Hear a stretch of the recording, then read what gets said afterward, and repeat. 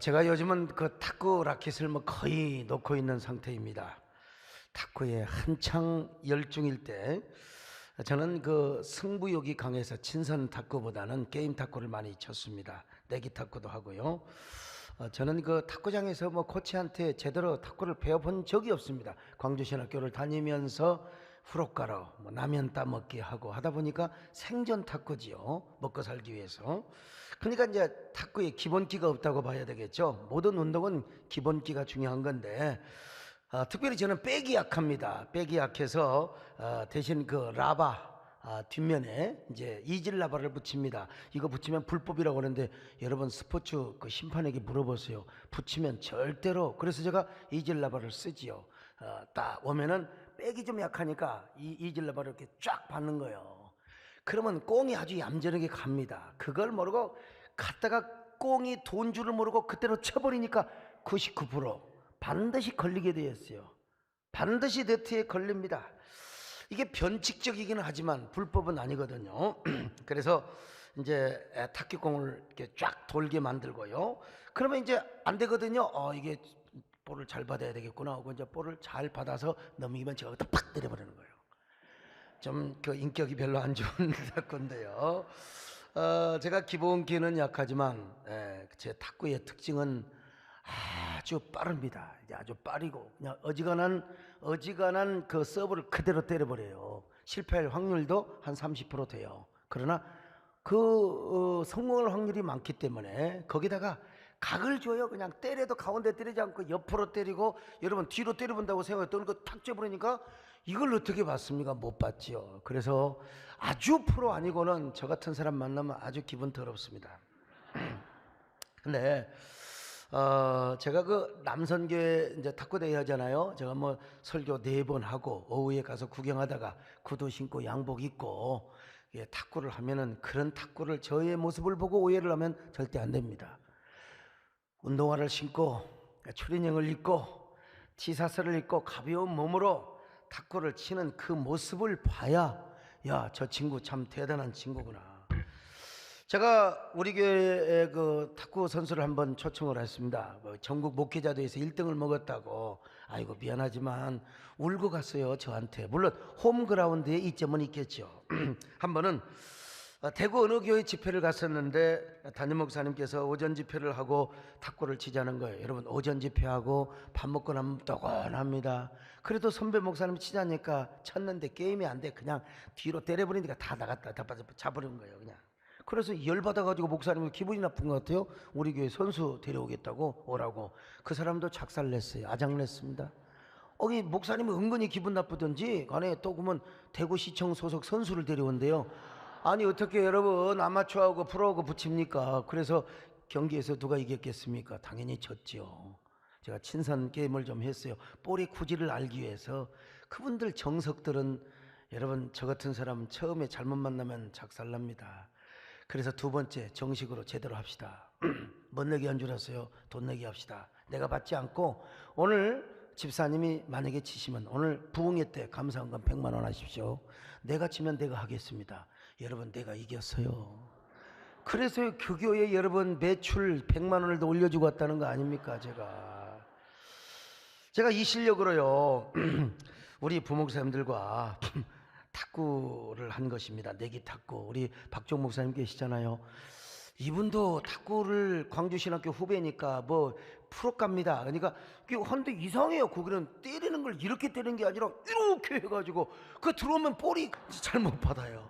그래서 아차하면 지는 수가 있어요. 여러분 그러니까 이 돌팔이가 무서운 겁니다. 이 의사도 정식 면허낸 의사와 돌팔이가 어느 한 분야는 잘할 수 있거든요. 그래서 이제 박 목사님 제가 필요하니까 내기를 하자. 내가 지면 약간 돈 얼마 주겠다. 근데 그 액수는 밝힐 수가 없어요. 시험 들까 싶었어요. 그 대신 당신이 지면 내 밑에서 나와 함께 20년을 같이 사역해야 된다. 20년을 사역해야 된다 해가지고 여러분 누가 이겼겠습니까? 3대 빵이죠. 제가 그래서 지금도 꼼짝을 못하고 지금 어디를 못 나가고 있는 거예요. 그때 썼습니다. 노예 계약서. 근데 이 법적 효력이 없다고 하더라고요. 아무튼간에요. 노예 계약서. 그러면 이제 우리 또 성광희 목사님은 탁구장에서 한 2부 3부 되는 분입니다. 그리고 이분은 탁구가 공격 탁구가 아니에요. 수비 완벽합니다. 어지간히 때려도 다 받아요. 참 성격 따라 놉니다. 그런 거 영상 좀 찍어놨으면 대단한데요. 정말 뭐 어디 저 국가대표 선수급이에요. 그냥 얼마나 잘 받아대는지 몰라요. 그래도 누가 이겼겠습니까? 제가 탁구를 할 때 눈에서 불이 나와요. 막 불꽃 튀기는 탁구라는 거예요. 그래서 공격이 수비를 이기게 되어 있는 것입니다. 근데 아차하면 제가 질 수 있어요. 워낙 수비가 제가 흥분해가지고 제가 실수하면 지는 겁니다. 그런데 여러분 선 목사님도 깨끗하게 이겨서 거기도 지금 20년을 꼼짝 못하고 있다는 사실. 아이고 참.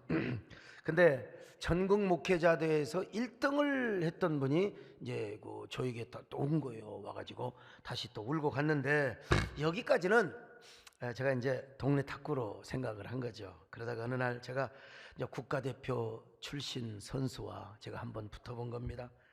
그걸 카메라로 찍어놨어야 되는데 참.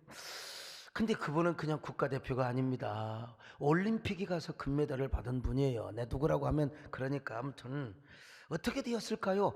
내가 그분을 이기면 제가 지금 여기 있겠습니까? 탁구 감독하고 있죠. 국가대표 감독하고 있죠. 당연히 제가 지지요. 그런데 여러분 중요한 사실은 한 세트를 제가 잡았다는 사실입니다. 한 세트를 잡았어요. 물론 제가 실력으로 이겼다고 볼 수는 없지만 그분이 너무 방심을 한 거예요. 방심을 하다가 봐준 건 절대 아니에요. 0대 0으로 시작한 거예요. 방심을 하다가 제가 한 세트를 잡았다는 거예요. 제가 조금만 정신을 차렸더라면. 너무 흥분해가지고 제가 실수를 한 겁니다. 여러분 제가 너무 빠르게 변칙으로 때리니까 이분이 와 하고 못 받아버린 거예요. 너무 기가 막혀가지고. 이걸 누가 보셨느냐? 우리 교회 김재일 장로님이 목격을 하셨습니다. 장로님 증인 좀 해주세요. 맞죠? 네. 제가 지긴 졌지만 한 세트를 잡았다는 것입니다. 그러면서 그분 하시는 말씀이 목사님 생각기보다 잘하시네요. 나는 그냥 목사님 동네 탁구 치는 줄 알았는데 왜 이렇게 볼이 빠르고 기습적으로 하느냐 이거요. 그것이 저의 무기입니다. 여러분 국가대표 선수 출신이 이렇게 칭찬할 정도면 제가 그냥 치는 건 아니에요. 그때부터 제가 탁구에 대한 자부심을 갖기 시작합니다. 그리고 그 후로는요 제가 내기 탁구 이런 거 별로 안 합니다. 국가대표 선수를 한 게임 잡았다면 한 세트를 잡았다면 말이죠. 한마디로 이제 탁구에 관한하는 제가 거장의 어깨 위에 선 사람이죠. 그러니까 어지간히 탁구 친 사람 앞에서는 두려움이 없습니다.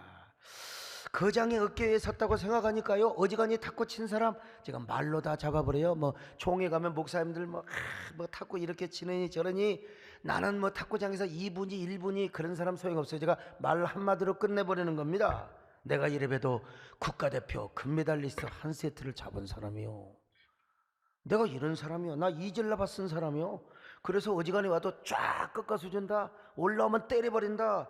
여러분 내가 잘만 했으면 여러분 진짜 정말 제가 실수 안 했으면 2대2 듀스로 갈 수도 있었어요 사실은. 근데 너무 흥분해가지고 제가 그냥 져버린 거예요. 이야기하면요 어지간히 탁구 친 사람들이 어이구 대단하시네요. 그리고 고개 팍 숙여. 싸움은 말로 하는 거예요. 그냥.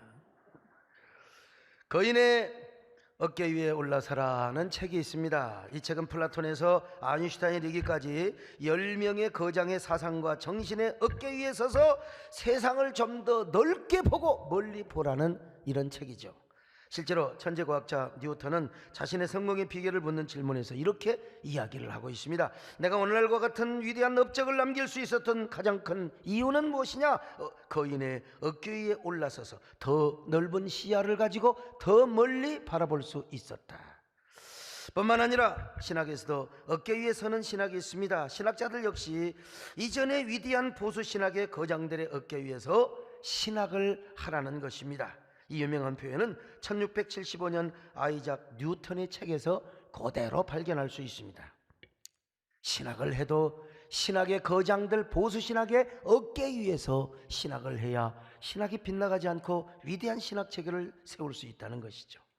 근데 우리는 국가대표 선수나 뉴턴 그리고 신학의 거장 위에 어깨 위에 서는 것보다 중요한 사실을 제가 말씀을 드리려고 하는 것입니다.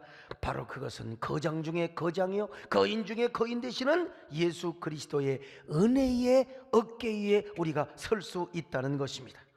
때로는 하나님의 능력의 등에 엎일 수도 있고 하나님의 은혜의 어깨 위에서 세상을 호령하고 죽음을 호령하며 여러분 반기독교의 세력도 호령할 수 있다는 것입니다.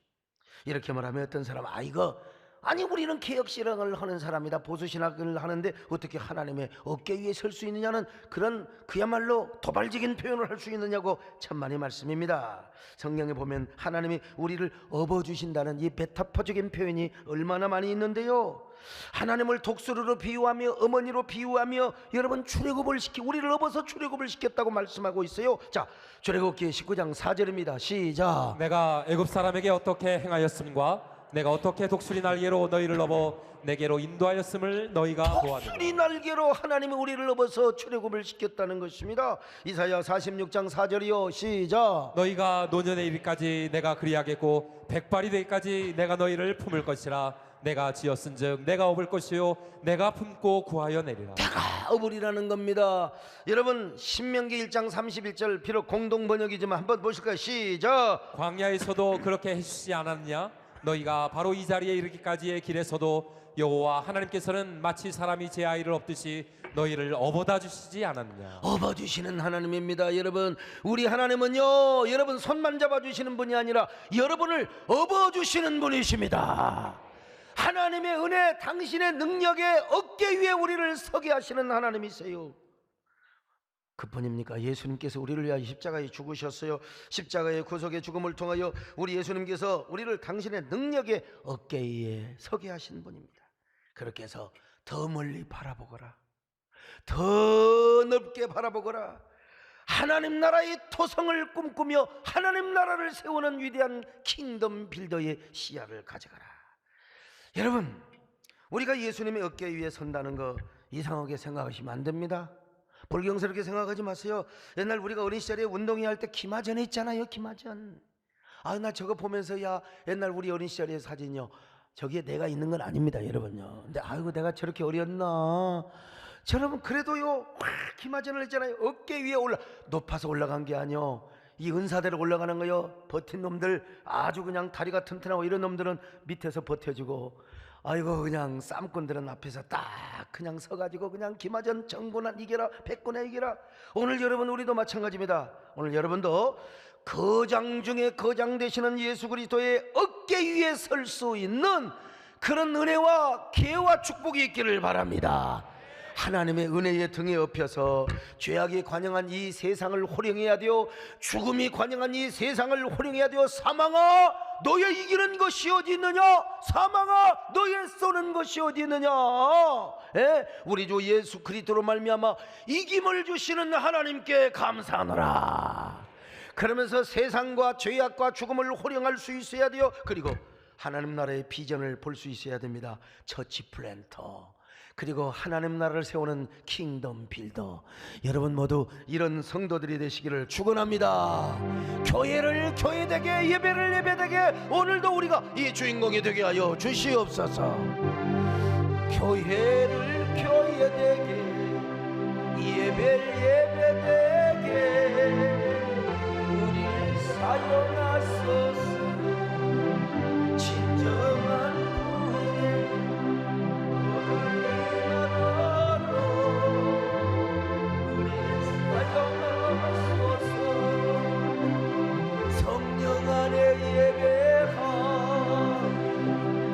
자유의 마음으로 사랑으로 사역한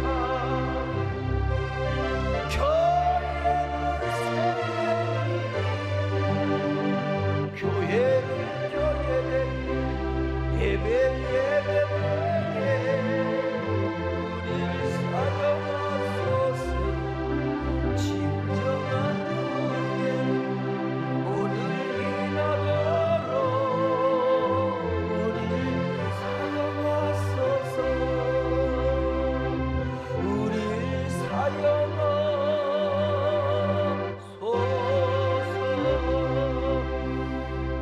그런데 중요한 건 아무나 주님의 은혜의 어깨에 설 수 없다는 겁니다. 아무나 하나님의 거룩한 등에 업혀가지고 세상을 호령하고 하나님 나라의 비전을 꿈꾸는 사람이 아니라는 거예요. 하나님의 등이 옆이고 예수 그리스도의 어깨 위에 설 수 있는 길은 딱 하나, 우리가 주님 앞에 굴복하는 거예요. 주님을 우리의 왕이라고 고백하며 실제로 로드십, 그리고 생명나무 신앙, 신정주의 신앙을 가진 사람만이 주님의 은혜의 어깨 위에 설 수 있다는 것입니다. 이 사실을 오늘 야고비를 통해서 하나님이 교훈해 주고 있습니다. 여러분, 야고비는 참 꾀가 많아요. 자신의 능력과 재주를 가지고 성공해 왔던 사람입니다. 얼마나 거짓말을 잘했냐면 세상에 장자권도 팥죽한 것으로 형을 속여버렸어. 형의 축복 기도도 가로채버렸다 이 말이죠. 그래서 지금까지 외삼촌 라반도 속이고 하여간요 자신의 지혜 가지고 안 되는 일이 없었습니다. 근데 지금 인생에 죽느냐 사느냐 고비 위기 속에 빠져 있습니다. 외삼촌 라반의 집에서 빼앗아 주시는 축복을 받고 거부가 되어서 지금 금이 환영합니다. 근데 금이 환영하는 건데 누가 걸리느냐면 지금 에서가 걸리는 것입니다. 아니, 지금 먼저 그가 간 곳이 어디냐면 베델입니다. 베델에서 약속했거든요. 하나님이 복 주시면 가서 11조 드리고 온전히 하나님 앞에 서원한 거, 하나님의 성전을 짓고 하나님의 집을 짓고 제단을 쌓고 내가 하나님께 헌신하겠습니다. 그런데 베델로 가는 중에 누가 생각이 나느냐? 저 세일산에 있는 에서가 생각이 나는 거요. 에서가 자기를 가만히 안 둘 것 같아요. 이 형하고 화해를 해야 된단 말이죠. 그래서 갑자기 지금 어디로 갑니까? 저 세일로 가고 있습니다. 세일에 가서 에서와 함께 좋은 관계를 맺어야 돼요. 에서가 만약에 자기를 보복하면 자기는 국물도 안 남아요. 그러기 위해서 그는 먼저 종들 중에서 아주 말 잘하는 종들을 골라가지고, 요즘으로 말하면 회사로 말하면 이 자신의 고용 변호사를 보내는 거지요. 보내서 이렇게 말하는 겁니다. 형님, 저는 20년 동안 외삼촌 집에서 살면서 엄청난 복을 받았습니다. 양이 얼마고 약대가 얼마고 나는 세상에 지금요 소가 얼마고 뭐 자랑할 게 돈밖에 없습니다. 형님, 그러니 형님은 나의 형님이기도 하고 나의 주님이기도 한데 당신께 내가 은혜 받기를 원합니다. 여러분, 언제 형님을 주님이라고 그래서 이 아부 대가리 좀 보세요. 세상에 하나님 앞에 은혜를 받아야지 무슨 뭐 형님한테 은혜를 받겠다고 돈 많으니까 말 잘하는 이 자신들의 부하를 보내는 겁니다. 돈 가지고 쇼부를 보려고 말이죠. 내가 돈과 노비 얼마든지 줄 테니까 형하고 저하고 좋게 삽시다. 근데 결과가 뭐냐? 400명의 특수군들을 데리고 에서가 야고비를 치러 오는 겁니다. 자, 창세기 32장 6절 보실까요? 시작. 사자들이 야곱에게 돌아와 이르되 우리가 주인의 형 에서에게 이른즉 그가 400명을 거느리고 주인을 만나려고 오더이다. 여러분, 이 소식을 듣자 야고비가 간이 콩알만해졌어요. 능력 있는 변호사, 돈, 금권을 가지고 진짜 잘해보려고 했는데 400명의 특수군들이 와서 자신을 공격하면 국물도 없어요. 국물도요. 뼈도 못 추려요. 국물도 없어요. 참 국물이 없다. 어느 교민이 운전을 가다가 이게 미국 경찰에 걸렸어요. 좀 봐달란 말이 영어가 생각이 안 나가지고 그냥 뭐 중학교 때 배운 거를 please look at me, police look at me, 나 좀 봐주라고 그랬더니 경찰이 또 그러더래요. 국물도 없어 이 새끼야. 영어로 뭐라고 이제 해요? No soup, no soup. 주여, 영어가 통하게 하여 주시옵소서. 여러분, 400명이 와서 야곱을 쳐버리면 난리 나는 거. 국물도 없어요. 20년 모았던 재산이 하루아침에 다 날아가 버리는 것은 물론 사랑하는 자식들과 부인들이 다 죽어요. 그러자 야곱이가 심히 두렵고 답답해가지고 할 수 있는 대로 한번 작전을 짜보는 거예요. 짐승을 두 대로 나눠요. 마누라도 미운 여자는 앞에 가고, 그때는 이제 마누라가 4명이나 돼가지고 이쁜 여자 라헬만 이제 맨 뒤에 라헬을 살리려고. 근데 이 등신 같은 인간이 그래도 죽어도 같이 죽고 같이 살아야 되는데 이 마누라는 죽고 자식들은 죽고 자기 혼자만 야복강 나루테 건너지 않고 거기서 기도하고 있는 겁니다. 정말 비겁하지. 아니, 가서 자기가 먼저 가서 형님한테 죽든 말든 가서 그냥 빌어야지. 어떻게 그냥 그 짐승 앞세우고 그냥 처자식 앞세우고 자기는 뒤에 꽁무니 딱 내리고 말이요. 하나님께 지금 기도하고 있는 겁니다. 물론 기도라도 해서 감사하지요. 그래서 이제 하나님 앞에 기도하는데 어떤 하나님께 기도합니까? 베델의 하나님께 기도합니다. 지금 당신은 어디 계십니까? 베델의 하나님은 지금 당신은 어디 계신단 말입니까? 제발 좀 나 좀 도와줘. 내 어려움을 지금 보고 계신다면 오셔서 나를 구원하여 주세요. 하나님 나 좀 살려주세요. 이때 여러분, 하나님이 오셔서 그래 내가 너의 눈물을 보았고 내가 너의 기도를 들었노라. 오셔서 야 손잡고 일어나, 내가 너를 책임지리라, 내가 너를 인도하리라. 그러면 얼마나 좋겠어요 여러분요. 아니 하나님께서 하나님의 사자로 오셔가지고, 다른 말로 표현하면 하나님이 당신의 사자를 보내셔가지고 여러분 막 야곱이를 죽일 이단 엽차게 돌려차게 여러분 종합 격투기를 하는 거예요. 우리 야곱이는 안 죽으려고 힘을 다해서 막 씨름을 하는, 우리말로 씨름한다고 하는데 이게 종합격투기 하는 겁니다 지금. 야곱은 이 사람이 처음에는 라반이 보낸 암살자나 에서가 보낸 협격으로 생각을 했어요. 그래서 안 죽으려고 막 그냥 이 하나님의 사자를 그냥 엎어내리려고, 당시에는 이 씨름에서 이긴 자는 주인이 되고 진 자는 종이 됩니다. 그러므로 야곱이가 20년 동안 외삼촌 라반의 집에서 종노릇에 진절이 났잖아요. 그래서 지금 외삼촌이 또 나를 종노릇 시키려고 지금 나를 이렇게 씨름을 거는가 이래 생각했어요. 아니면 에서가 협객을 보내가지고 나를 지금 죽이려고 하는 거 아닌가. 그래서 야곱이는 살기 위해서요 얼마나 안간힘을 썼는지 몰라. 근데 한참 싸우다 보니까 저 양반이 나를 죽이려고 하진 않아요. 나를 넘어뜨리려고만 하지 나를 죽이려고 하지는 않더라 이 말이요. 그분이 누구셨느냐? 하나님이셨습니다. 하나님이 사자로 오셨던 것입니다.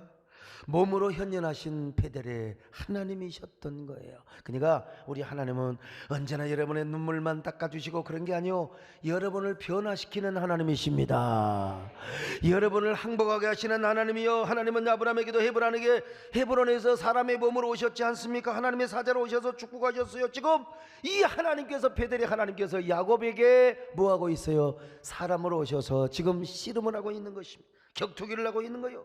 야곱이가 먼저 베델로 가야 하는데 세일로 가려고 하니까, 야마 너 나한테 약속했잖아. 나한테 베델부터 와서 예배 드리고 제사 드리면 내가 너 다 책임져 주는 거야. 너는 나만 믿고 따라와. 너는 나만 믿고 따라오라 이거요. 예? 우리 남진 장로님 노래는 완전히 복음성가입니다. 너는 나만 믿고 따라와. 내가 너를 지켜줄 거야. 지켜준단께. 처음에는 야곱이가 이 사실을 몰랐습니다. 그분이 하나님의 줄을 모르고 죽자 살자 덤벼들었습니다. 죽기를 각오하고 육체의 온 정욕을 다하여 하나님까지 이기려고 했어요. 그러자 하나님의 사자가 야곱의 환도뼈를 쳐버리는 거예요. 환도뼈를 쳐버렸어요. 여러분, 환도뼈는 척추와 엉덩이를 연결하는 뼈입니다. 씨름하는 사람이, 종합 격투기를 하는 사람이, 여러분 환도뼈가 부러졌으니 어떻게 싸우겠습니까? 천하의 이만기, 강호동도, 최억만도 환도뼈 부러지면 꼼짝도 못하는 겁니다. 환도뼈가 이렇게 중요한 거예요. 환도뼈가 이렇게 중요한 거예요. 그래서 야곱이는 케오패를 당하였습니다. 케오패. 자, 창세기 32장 24절로 25절 같이 봅니다. 시작. 야곱은 홀로 남았더니 어떤 사람이 날이 새도록 야곱과 씨름하다가 자기가 야곱을 이기지 못함을 보고 그가 야곱의 허벅지 관절을 치매 야곱의 허벅지 관절이 그 사람과 씨름할 때에 어긋났더라. 여기 허벅지 관절입니다. 과거에는 환도뼈라고 기록되어 있는데요, 허벅지 관절이 부러져 버렸으니 무슨 여러분 힘을 쓰겠습니까? 야곱이가 이때 이제 패배를 인정합니다. 제가 졌습니다. 철저하게 항복합니다. 내가 완전히 졌습니다. 씨름하는 사람 무슨 힘을 쓰겠습니까? 아무 힘도 못 쓰죠. 근데 야곱이가 순간적으로 깨달아. 여러분, 깨닫는 게 은혜입니다. 할렐루야. 어떻든지 간에 깨달으시기를 축원합니다. 야곱이가 그때 깨달았다는 겁니다. 그분은 누구냐? 이거는 라반이가 보낸 협객이나 이게 첩자가 아니요. 이분은 나의 한편이야. 나를 죽이려고 하는 게 아니야. 뭔가 이분이 나에게 요구하는 게 있어. 이분은 혹시 하나님의 사자일지도 몰라. 이 사실을 깨닫자마자 야곱은 하나님의 사자의 옷자락을 붙잡고 그냥 울어대는 것입니다. 나는 당신을 이길 수가 없습니다. 난 절대로 당신을 못 이겨요. 저는 환도뼈가 부러져 더 이상 씨름할 수가 없습니다. 제가 졌습니다. 그러니 제발 저 좀 도와주세요. 저를 축복해 주세요. 저를 축복해 주지 않으면 저는 당신을 놓지 않겠습니다. 나 좀 축복해 주세요. 나는 이게 문제가 있습니다. 나는 형에게 문제가 해결돼야 됩니다. 나 좀 축복해 주세요. 당신이 내 문제를 해결해 주세요. 자, 창세기 32장 26절입니다. 시작. 그가 이르되 날이 세려하니 나로 가게 하라. 야곱이 이르되 당신이 내게 축복하지 아니하면 가게 하지 아니하겠나이다. 여러분, 호세아 12장 4절을 보면 이 문맥이 제대로 여러분 이해가 됩니다. 야곱은 하나님께 울며 간구했어요. 통곡하며 눈물로 간구했습니다. 한번 보세요. 호세아서 12장 4절입니다. 시작. 천사와 겨루어 이기고 울며 그에게 간구하였으며 하나님은 베델에서 그를 만나셨고 거기에서 우리에게 말씀하셨다. 천사와 겨루어 이겼대. 울며 간구하며 통곡했다고 했습니다. 여러분, 지금까지 성경을 보면 야곱이는 한 번도 운 적이 없어요. 울 일도 없었고요. 자신의 장꾀로, 자신의 전략으로 다 이겼어요. 다 지금까지 일을 이루어왔습니다. 그래서 울지 않고 살았습니다. 그러나 이 순간에는 울지 않을 수가 없어요. 내 인생 내가 책임질 수 없습니다. 하나님 도와주세요. 그래서 야곱이는 하나님께 통곡하며 울었던 것입니다. 여러분, 자신의 약한 부분, 그걸 알 때 우리가 우는 거예요. 나도 내 인생에 대해서 어쩔 수 없는 나 자신의 연약한 면을 우리가 깨달아야 우는 거지. 내가 강하다고 생각하고 내가 힘 있다고 생각하고 내가 모든 것을 할 수 있다고 생각하는데 왜 울어요? 왜 울어요? 골비했다고 옵니까? 그는 자신보다 더 위대한 존재, 지금 자신 앞에 사람의 몸을 입고 오신 그 하나님의 사자 앞에 엎드려 울지 않을 수 없어요. 어린아이처럼 자기를 축복해달라고. 나는 한두 배가 부러져서 힘을 쓸 수가 없습니다. 이제 나는 당신의 축복을 받을 일만 남아 있습니다. 여러분, 우리 인생 살 때도 마찬가지입니다. 살다 보면 우리가 우려할 때가 있습니다. 그냥 오는 게 아니라 통곡하며 우려할 때가 있어요. 너무나 억울해서, 너무나 팍팍해서, 이건 도저히 내가 이건 진짜 하나님 앞에 울지 않을 수가 없는 거예요. 하나님, 이제는 저의 힘으로는 할 수가 없습니다. 그러니 제발 저 좀 살려주세요. 하나님, 저 좀 붙잡아 주세요. 내 문제 좀 해결하여 주세요. 하나님께 눈물 콧물 흘리며 그때 여러분 깨지는 겁니다. 이런 눈물이 없는 사람, 우리 정춘수 의원님도 오셨네요. 난 어디서 많이 보는 건 아줌마다 봤더니 보니까 배지를 잘 차셔야지요. 에? 국회의원 선거 앞두고 울어야 됩니다. 그냥 웃고만 다니면 안 돼요. 하나님 앞에 울어야 됩니다. 이건 이동섭 장로님도 마찬가지입니다. 울어야 됩니다. 울어야 돼요. 여러분, 오늘 여러분에게는 어떤 문제가 있으세요? 이렇게 한번 울어보셨나요? 목사도 이런 눈물이 없는 사람은 목회할 수가 없어요.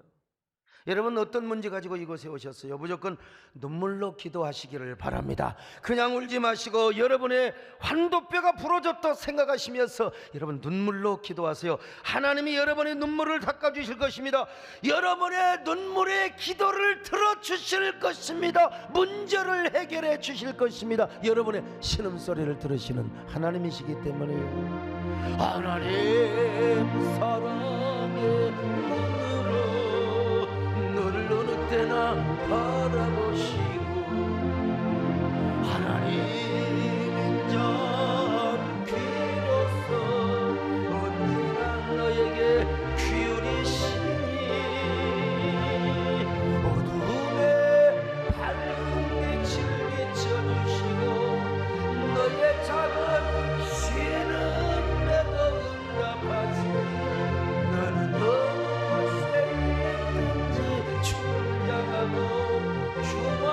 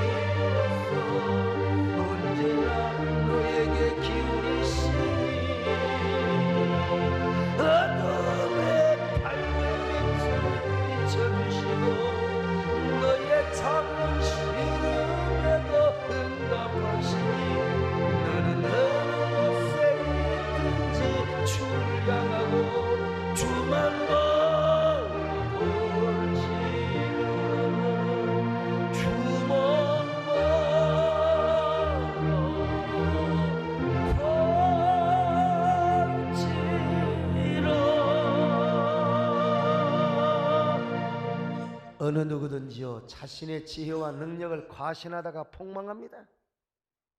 자기 건강에 과신하며 술 먹는 사람, 여러분 그 술을 어떻게 당연합니까? 제가 지금까지 알기로 술 잘 먹는 사람, 나는 어깨에 지고는 못 가고 먹는 사람, 여러분 다 단명에 다 죽어. 그래서 병석이 가장 비싼 침대입니다. 병석이. 또 잘 나가던 사업이요 그렇게 수백억 수천억 떵떵 굴리다가 하루아침에 싹 묘기 대행진을 하는 거예요. 완전히 그냥 코미디 쇼를 하는 겁니다. 이게 바로 우리의 환도뼈가 부러지는 순간이죠. 그때 울어야 됩니다. 도망만 간다고 되는 게 아니에요. 하나님께 엎드려 울어야 돼요. 나보다 더 강하고 위대하신 높으신 존재인 하나님 앞에 비로소 통곡하는 게 우리 인생이어야 됩니다. 여전히 자기 꾀로 안 돼요, 여러분. 그래서 지금 야곱도 환도뼈가 부러진 채 꼼짝도 못하고 엎어져서 하나님 앞에 간구하고 있어요. 울고 있어요. 통곡하고 있어요. 이때 하나님이 물어보는 거예요. 야, 네 이름 뭐야? 예, 제 이름이 야곱입니다. 이런 사기꾼 새끼 같으니라고. 야곱이라는 뜻이 사기꾼, 거짓말쟁이, 뒷발꿈치 잡은 사람이란 말이 아니요. 야, 이제부터 네 이름 이스라엘이라고 해. 자, 창세기 32장 27절로 28절 봅니다. 시작. 그 사람이 그에게 이르되 내 이름이 무엇이냐? 그가 이르되 야곱이니이다. 그가 이르되 내 이름을 다시는 야곱이라 부를 것이 아니요 이스라엘이라 부를 것이니 이는 내가 하나님과 및 사람들과 겨루어 이겼음이니라. 아직도 변함하지 못한 모습. 야, 너 그렇게 인생 살아서 어떻게 할 거야? 야, 너 이름부터 바꿔. 이름부터 야곱이 아니라 이제부터는 이스라엘이라고 하라. 이스라엘이 무슨 뜻입니까? 하나님과 겨루어 이긴 사람이요. 구체적으로 얘기한다면 이 말이 아카드에서 나온 말인데 하나님이 다스린다, 하나님이 통치한다. 변화받은 야곱을 의미하는 것이죠. 과연 야곱은 하나님과 겨루어서 이긴 사람입니다. 근데 이거 인간적으로 볼 때는 이거 말도 안 되는 거예요. 아니 어떻게 환도뼈가 부러진 놈이 하나님의 사자를 이깁니까? 말도 안 되죠. 울며 축복해달라고 제발 다 좀 도와주세요. 이런 사람에게 어떻게 이겼다고 해요? 그런데 하나님이 갑자기 기권패를 선언하시는 거예요. 하나님이 사자가 환도뼈 부러뜨렸으니까 당연히 하나님의 사자가 이긴 거지요. 당연히. 근데 야곱한테 내가 졌다, 네가 이겼다, 기권패, 기권승을 이게 선언해 주는 겁니다. 왜 그런 줄 아세요? 이유는 딱 하나입니다. 하나님께 굴복한 야곱. 야곱이가 하나님께 굴복했어요. 항복했어요. 자신의 모든 걸 내려놓고 울고 통곡하며 하나님께 간구했습니다. 이때 하나님께서 야, 네가 이겼다 하는 거예요. 기권패를 선언하신 겁니다. 여러분, 하나님을 이기는 길은 딱 하나 있어요. 못 이겨. 어떻게 우리가 하나님을 이겨요? 하나님을 이기는 길은 바로 하나님께 우리가 스스로 굴복하는 거예요. 나는 당신의 종입니다. 하나님은 우리의 왕입니다. 하나님 내 인생을 다스려 주옵소서. 하나님 내 인생을 통치하여 주옵소서. 그래야 하나님을 움직이는 겁니다. 그리고 하나님을 이겨본 경험이 있는 사람은 세상 누가 두렵지 않아요. 뭐가 두려워요? 하나님을 이겼는데 누구를 여러분요. 제가 탁구 국가대표를 한 세트 잡아보니까 이게 뭐 이 아마추어 이런 사람들 그냥 안 보여. 그냥 그래서 안 해보러. 혹시 내가 질까 싶어서. 여러분, 야곱이가 하나님을 이겼어요. 야곱아, 이젠 너는 나의 종이다. 그러므로 내 마음대로 살지 않고 내가 내 삶, 너의 인생을 다스려 줄 것이다. 내가 너를 다스려 줄 것이다. 그래서 이스라엘이라는 말은 야곱 자손들이 이룬 한 나라의 이름으로 쓰여졌습니다. 여러분, 한 개인이 아니라 여러분 지금도 저기 팔레스타인 위에 세워진 나라를 이스라엘을 하나님이 다스리는 나라. 하나님이 다스리는 나라. 이스라엘은 내가 다스린다. 나는 우리 대한민국도 하나님이 다스려 주시기를 바랍니다. 대통령과 위정자들에게 지혜를 주셔서 하나님이 다스린 나라가 되었으면 정말 좋겠습니다, 여러분.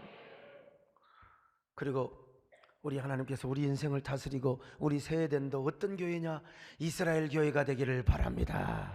하나님이 다스리시는 교회, 하나님이 통치하는 교회. 오늘 여러분, 우리가 하나님 이길 수 있는 길은 딱 하나요. 그리고 우리가 드디어 하나님의 은혜의 어깨에 서고 예수 그리스도의 능력의 어깨에 설 수 있는 길은 딱 하나요. 그거는 우리가 하나님께 굴복하는 겁니다. 십자가에 죽는 거예요. 주님을 왕으로 모시는 것입니다. 내가 철저히 하나님께 굴복하는 겁니다. 철저히 항복하고 하나님을 왕으로 모시는 로드십과 신정주의 신앙을 가질 때 여러분 드디어 우리가 하나님을 이긴 거요. 하나님을 움직여. 하나님이 알았다. 내가 너를 지켜줄게. 내가 너의 인생을 다스려 줄게. 드디어 마침내 우리가 예수 그리스도의 은혜의 어깨 위에 서는 겁니다. 그리고 세상을 다 보는 거요. 그러니까 여러분, 저는 여러분 이 높은 곳에 있으니까 지금 저기 저 조라도 이렇게 하는 사람도 다 보여. 나는요 목사하다 보니까 조는 사람 눈도 잘 흉내냅니다. 안 졸려고 해요. 근데 눈 보세요. 이러다는 거예요. 다 보이는 거예요. 다 보이는 거예요. 오늘 우리가 예수 그리스도의 어깨 위에 서면요 다 보입니다. 다 보입니다. 다 보이는 거예요. 여러분, 우리가 하나님께 철저히 굴복하고 항복하며 하나님을 왕으로 모실 때 하나님의 어깨 위에 서게 되는 것입니다. 세상을 호령할 수 있어요. 죄를 호령할 수 있습니다. 두렵지 않습니다. 여러분, 내가 하나님을 이겼는데 누구를 못 이기겠습니까? 무엇이 두렵겠습니까? 반기독교 정신이 두려워서 세상과 그리고 시대의 흐름과 타협을 해요? 참, 아이고 뭐가 두렵습니까? 교회 생태계를 지키면서 당하는 여러 가지 어려움과 여러 가지 공격받는 거, 이게 두려워요? 여러분의 삶을 에워싸고 있는 수많은 역경과 고난들을 여러분 두려워하겠습니까? 아니, 우리 대장 예수 그리스도가 우리 앞에 서시는데, 아니 여러분, 대장 예수 그리스도가 우리를 어깨에, 그래 보거라, 나의 이름과 나의 마음을 가지고 보거라 얼마나 세상이 넘느냐. 이 세상에 하나님의 나라를 세우거라, 복음을 전하거라, 교회를 세우거라. 여러분, 옛날 제주도 가서요 우리 아들을 내가 어깨에 딱 메고, 야 한번 보거라. 이 아빠가 키가 얼마나 크느냐. 여러분, 우리가 기마전을 하는 것처럼요, 그분이 우리를 당신의 어깨 위에 세우고 믿음으로 가서 싸워라, 승리를 하거라. 여러분, 당신의 나라 그리고 하나님의 교회를 위하여 일어나 전진하거라. 할렐루야. 내 힘만 의지할 때는 패할 수밖에 힘 있는 장수 넘어서 널 대신하여서 이 장수 누군가 주 예수 그리스도 만군의 주보다 당할 자가 반드시 얘기해. 그런 의미에서 우리가 다윗의 고백을 볼 필요가 있습니다. 자, 시편 27편 1편입니다. 시작. 여호와는 나의 빛이요 나의 구원이시니 내가 누구를 두려워하리요. 여호와는 내 생명의 능력이시니 내가 누구를 무서워하리요. 그 다음에 3절 또 똑같은 말입니다. 시작. 군대가 나를 대적하여 진칠지라도 내 마음이 두렵지 아니하며 전쟁이 일어나 나를 치려할지라도 나는 여전히 태어나리로다. 왜 이렇게 찔찔찔찔찔찔 요즘 보면 그냥 사람들이 찔찔대는 신앙생활 하는 거예요. 예수 그리스도 어깨 위에 올라가지 못해서 그러는 거예요. 여러분, 이제부터 예수 그리스도를 왕으로 모시고 사시기를 바랍니다. 그 왕을 왜 죽을 수도 있어요. 팔공산에 가면 신순겸의 그 기념 그 비가 있는데요, 참 얼마나 신순겸이 옛날 왕건이라는 드라마에서 나오잖아요. 자기 죽음을 위해서 자기가 왕이 죽을 것 같으니까 왕복을 입고 나가서 적군과 싸우는 거요. 폐하 소장이 나가겠나이다. 폐하. 아이고 그 폐하 소장이 나가겠나이다. 여러 놈은 나가라면 아이고 요 못 나가요. 소장이 나가겠나이다. 폐하. 여러분, 우리가 주님을 위해서, 우리 주님의 어깨 위에서 기마전을 하는데, 아이, 우리 하나님이 왕이 되어 주시는데 뭐가 두렵느냐 이 말입니다. 아니, 내가 하나님의 은혜로운 등에 엎여 있는데 뭐가 두려워요? 요한계시록에서도 이렇게 말씀하고 있지 않습니까? 자, 계시록 5장 9절로 10절입니다. 시작. 그들이 새 노래를 불러 이르되 두루마리를 가지시고 그 인봉을 떼기에 합당하시도다. 일찍이 죽임을 당하사 각 족속과 방언과 백성과 나라 가운데서 사람들을 피로 사서 하나님께 드리시고 그들로 우리 하나님 앞에서 나라와 제사장들을 삼으셨습니다. 자, 여기서 힘주어서 읽습니다. 시작. 그들이 땅에서 왕 노릇하리로다. 할렐루야. 우리는 지금 왕 같은 제사장입니다. 영적인 질서와 세계를 다스리는 거예요. 우리가 사실은 우리 검사장님도 함께 지금 예배를 드리고 계시는데 땅의 법과 질서를 위해서 땅에 경찰이 있고 검사가 있는 거예요. 그러나 우리는 영적인 질서와 이 영적인 세계의 창조 질서를 우리가 회복하고 지키는 거예요. 여러분, 그런 하나님을 왕으로 모시고 왕의 어깨 위에 서서 세상을 바라보는데 뭐가 겁이 나고 두렵겠습니까? 호령하시기를 바랍니다. 근데 마음으로 해야 돼. 맨날 예수 믿는 사람 다니면서 저런 미친놈들 예수도 안 믿는 거 그러면 안 됩니다, 여러분. 절대로 흉도내면 안 돼요.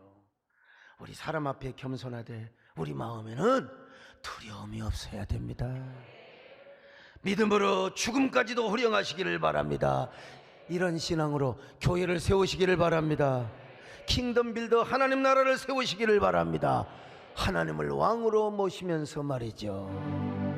왕이신 나의 하나님, 내가 주를 높이고 영원히 주의 이름 송축하리. 하나님 아버지 귀한 말씀을 붙잡고 우리가 진짜 거장 중에 거장, 위대한 왕 되시는 주님의 은혜의 어깨 위에서 우리가 세상의 모든 죄를 향하여 호령하고 반창조적인 질서를 향하여 호령하고 우리가 두려움 없이 승리하며 나가는 저희들 되게 하여 주옵소서. 창조 질서를 회복하며 건강한 사회를 이루고 교회를 세워나가며 하나님 나라를 회복시키는 위대한 영적 전사들 되게 하여 주시옵소서. 예수님의 이름으로 기도 올렵나이다. 아멘.